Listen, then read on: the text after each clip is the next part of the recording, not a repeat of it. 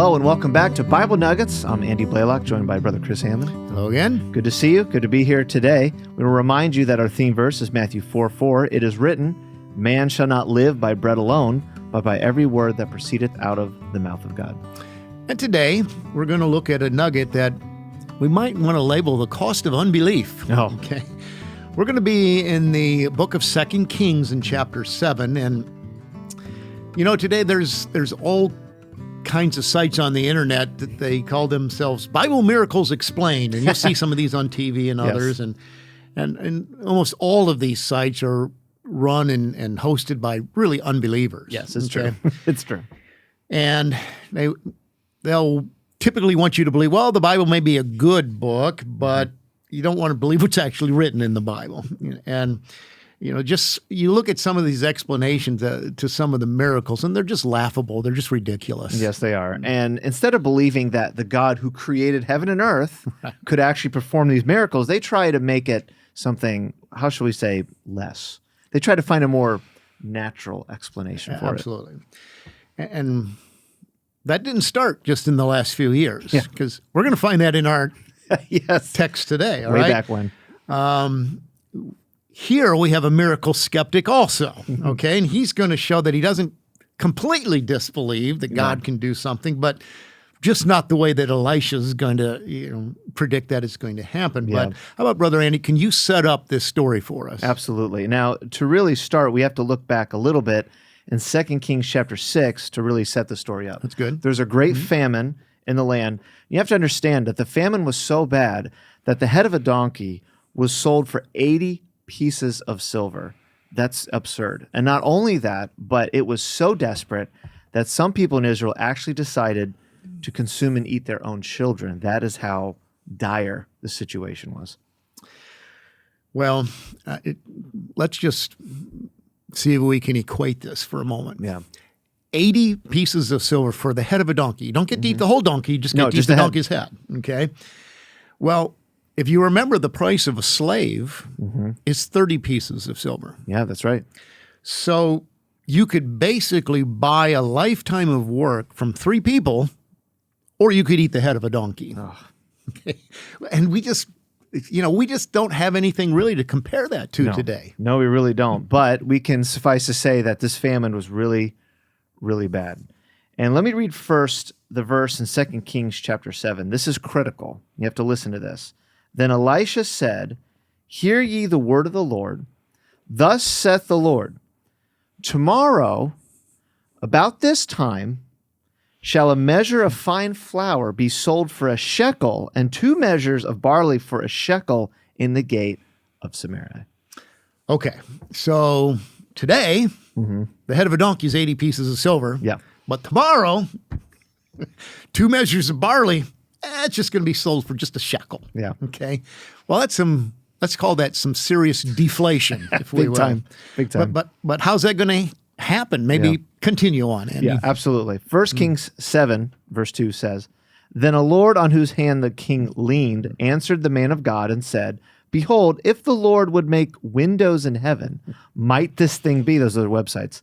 "And he said, Behold, thou shalt see it with thine eyes, but shall not eat thereof." So here's a guy, we would probably call him a magistrate today. Yes. Okay. And he says to Elijah, you know what? Even if God would open up the windows in heaven and it would nonstop rain. Yeah. There's just no possible way that amount of food is going to be available that quickly. Yeah. And think about this. It actually sounds logical. Yes, it does. It does. Okay.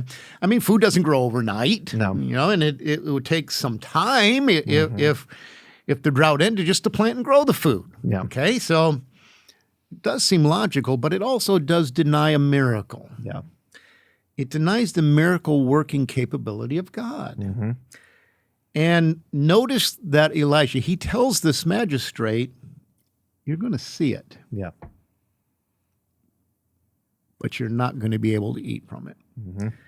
So, Andy, how about like Paul Harvey would say, what's the rest of the story? The rest of the story. Absolutely. So we won't take time to read the whole passage. It's rather lengthy. It's lengthy. We encourage you to do that yourself sometime, but I'll try to summarize it. There are 4 men who are lepers. And since they're lepers, you know this, they're separated from the congregation of Israel. Right. So they start discussing their plight with each other, which is very dire, and they decide that they're just going to go and surrender to the Syrians. You know, they know if they stay by the camp of Israel, they're going to die. It's an absolute They're gonna guarantee. starve. Yeah, they're going to starve. They figure the worst that can happen is they surrender to the Syrians, that they'll kill them. Dead And either way. They're dead. Right? So 50-50 coin costs. They figure, though, just maybe, I get this, that maybe the Syrians would show them just a little mercy and give them some food.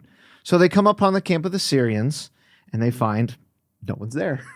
The Lord had caused the Syrians to hear noises where they surmised that the Israelites had hired added military strength to come and defeat them.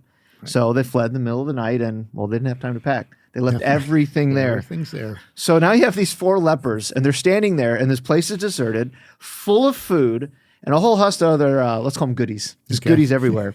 So they take their fill, and they start growing content, but then they also start growing a conscience.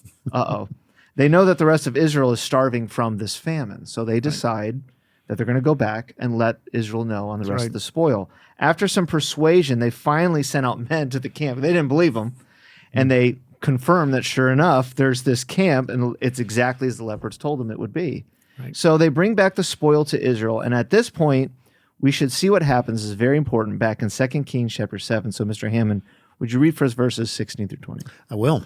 All right. It says, "And the people went out and spoiled the tents of the Syrians. So a measure of fine flour was sold for a shekel, and 2 measures of barley for a shekel, according to the word of the Lord. And the king appointed the Lord, on whose hand he leaned, to have the charge of the gate. And the people trode upon him in the gate, and he died. As the man of God had said, who spake when the king came down to him. And it came to pass, as the man of God had spoken to the king, saying, 2 measures of barley for a shekel, and a measure of fine flour for a shekel shall be tomorrow about this time in the gate of Samaria. And that Lord answered the man of God and said, Now behold, if the Lord should make windows in heaven, might such a thing be? And he said, Behold, thou shalt see it with thine eyes, but shalt not eat thereof. And so it fell out unto him, for the people trode upon him in the gate, and he died." So we see that just as Elisha prophesied, a measure of fine flour was sold for a shekel, and 2 measures of barley was sold for a shekel. Right. Now, really what's ironic, if you want to think about it, is this magistrate, the one who told Elisha, it can't happen. It's not going to. It's impossible. God's going to work that fast. Okay. He's the one that was appointed to really distribute the bounty, if you will. But I want you to think about this. What do you think is going to happen if you're so hungry that people are talking about eating their own children? Yeah. And all of a sudden you heard, well, hey, over in the middle of town, there's so much food. It's everywhere. What are we going to do? Yeah. I think the word you're looking for is stampede. Massive stampede. I think that's right. They were so overwhelmed that there was so much food available. It was a madhouse, really, trying to get their share, if you will. Yeah. And they end up trampling over this magistrate, and he dies. Which is, as you noted, the final portion of Elisha's prophecy. You'll see it, right, but you won't partake in it. Well, that's right. He was able to believe God that he could end the drought, but only in a human timetable. Yep, that's right. He didn't believe that God could work this instantaneous miracle. Yeah. And he paid for his unbelief with his very life. Yeah. And so if we can be more personal today in our Bible nugget, the question is, what about us? How often do we think that God can't do this or that? It's funny, as children, or even in adults in older age, we think it's plausible that God can save us, that he can deliver us from sin. But there's no way that he can heal a broken marriage or news from the doctor that seems impossible, or a financial situation that you think you can just never get out of, or anxiety or fear that is insurmountable, or a sin that you constantly fall back into that God can't deliver you or give you the victory. But God is able. He is. I just, as we close this nugget out today, just think about this. Your doctor is not the final say-so. That's right. God is. Yeah, that's right. Or the CDC or anyone else, you know. That's right. God is always the final say-so. So don't be like the magistrate. That's right. Be like Elisha. So we hope this was a blessing to you. It was to us. That was a fun one. I enjoyed It was, that. yeah. It was a blessing to me. So I hope it was to you. We'll see you next time. Oh, and before I leave, I have a special announcement. What is it? We have a special guest coming with us for the next Bible Nugget. So we make sure you tune in. Now, I'm going to be honest with you. I can't believe Mr. Hammond was able to wrangle this guest. He had to beg and plead, but he made it happen. So We'll see next time. you'll see next time the special guest. So tune in next time, and we hope you have a great day, and God bless. God bless you.